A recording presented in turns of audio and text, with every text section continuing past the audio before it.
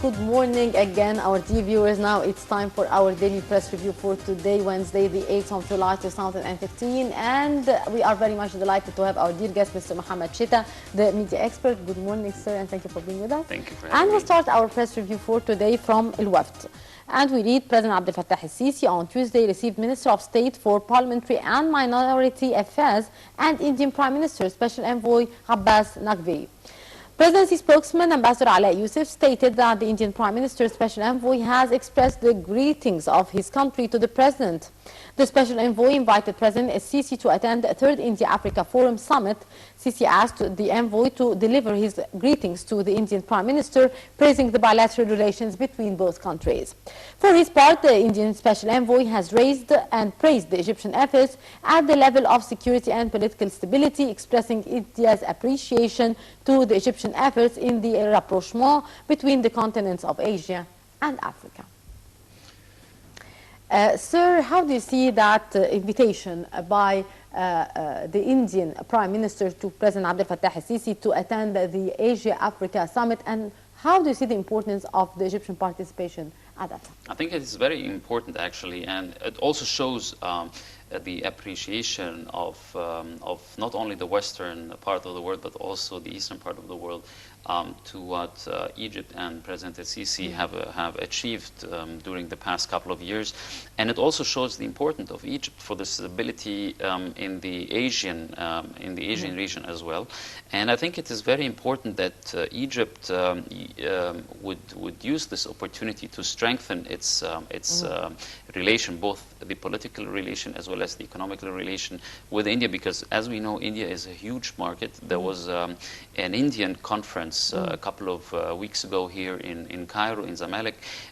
It was a conference about the automotive feeding industry and finding partners for the Indian automotive industry. Of course, as we know, the Indian automotive industry is huge, and the Indian market is a huge market, and they have some Indian companies have recently purchased some British brands, which are very well known worldwide. So the Indian economy is extremely strong, and I think we should make a very good use out of it, and we could also learn from them, because during this conference, for example, the Indian partners and the Indian companies who came here were more interested in selling their products to the local automotive industry here in Egypt. And as you know, the automotive industry here in Egypt is quite small. So on the contrary, I think our feeding companies, there are not too many, but there are a couple of them, should better move to India or start to open new markets in India, because, like I said,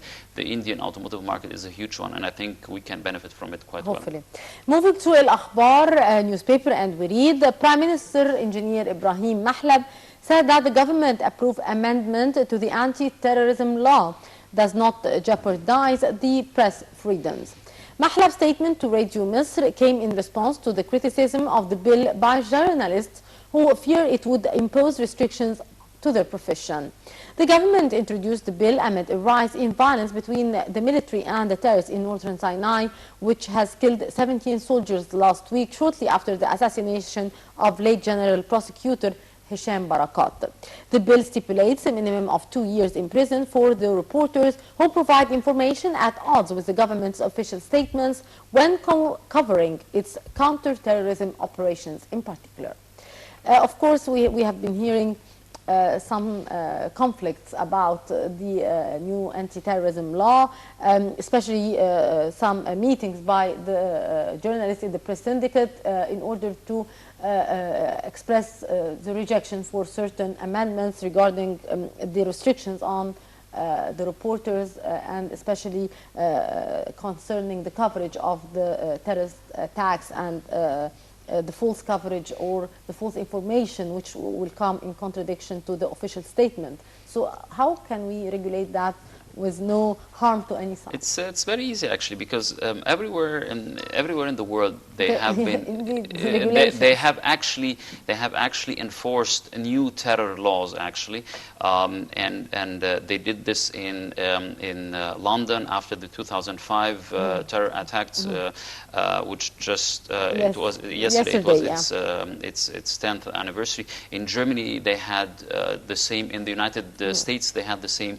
So to be honest, although I'm working in the media and I'm part of it, I think it's very important that the government should punish and should sue every journalist who writes false information and he knows that it's false and it's not confirmed, because actually it is, as you surely know, we are in kind of a state of war with the terrorism, with the local terrorism, as well as with the international terrorism as well. And many journalists, I think, they're either not really aware about the significance and the danger we're currently facing, or they have some hidden agendas. So they're either too incompetent to realize that this is really a danger, and it's extremely dangerous to publish a headline on their Facebook account or on their website just to grab the attention of the internet users, so that they would click it, you know. And then after an hour, they pull back this headline and say, "Oh, I'm sorry, it was not correct information." Then they give you the correct information.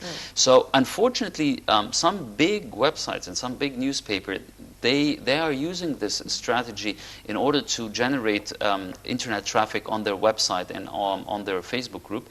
And I think it's very important that that we need to monitor the wrong information which are being published and broadcasted on purpose. So this is something very dangerous. And I totally agree that the government has the right to fight such unprofessional media.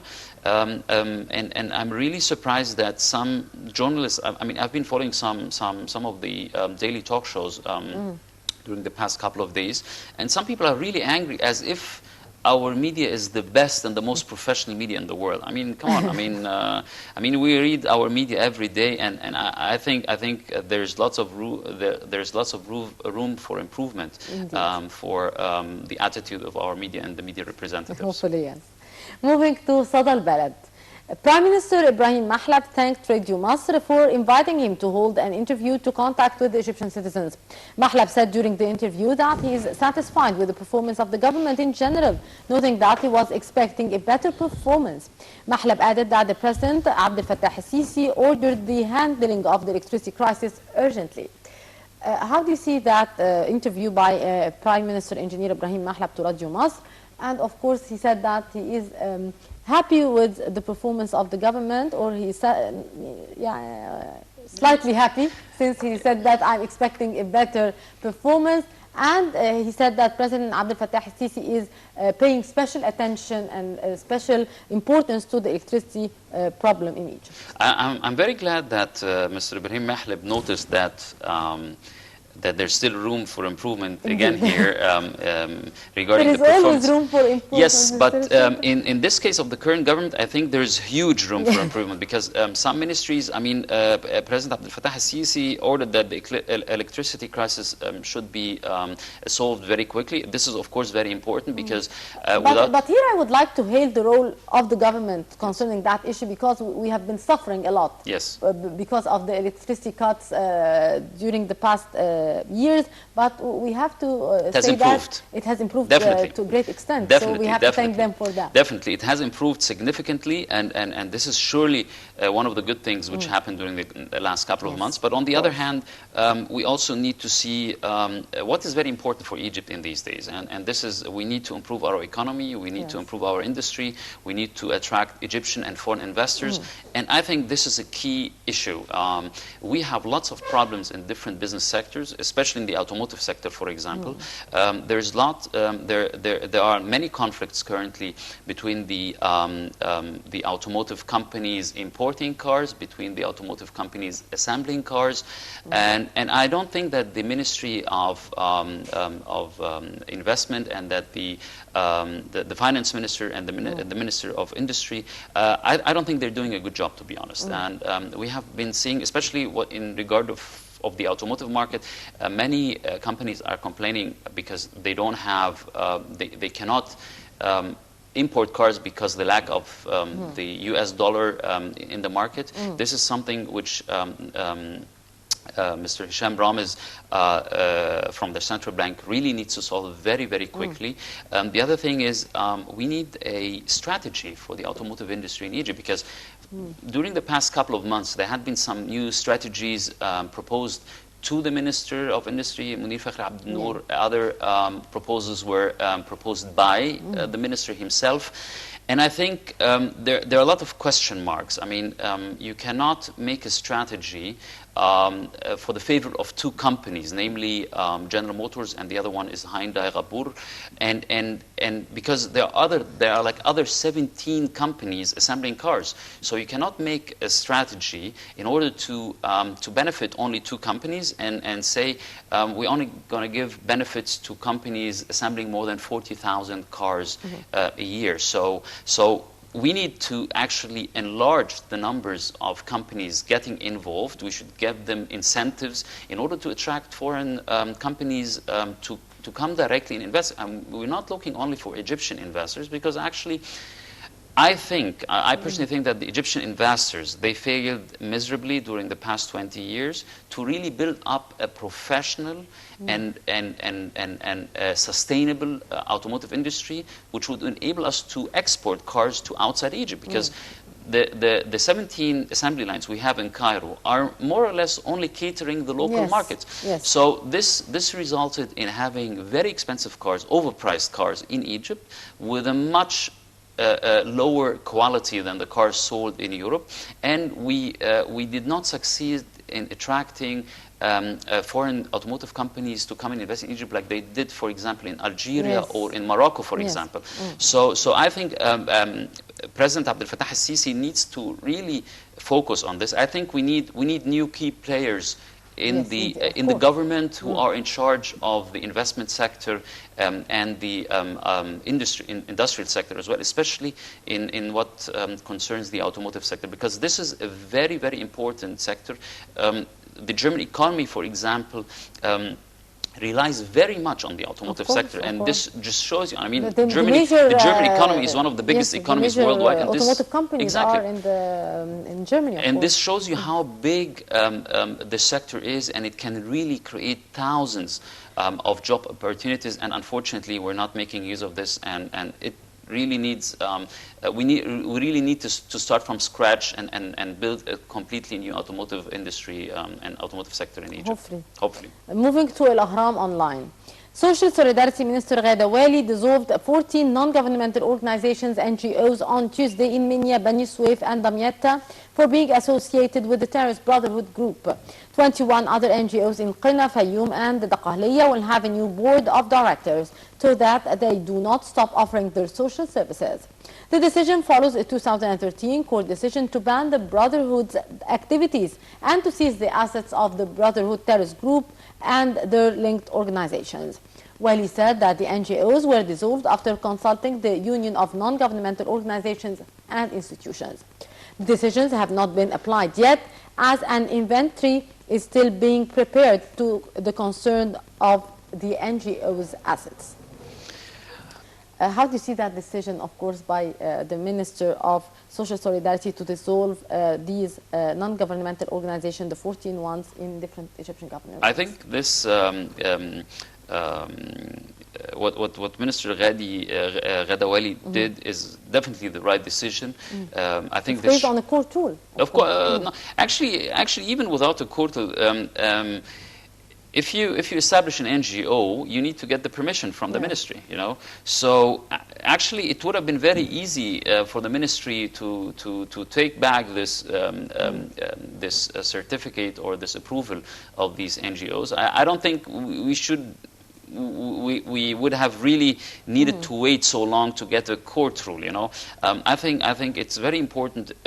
Actually, Egypt is full of NGOs in every sector, you know. Not only too many NGOs. Too many NGOs, and unfortunately, some of those NGOs they figured out, hey, it's a very nice business. We can make an NGO, and actually we can make money out of it, you know. So.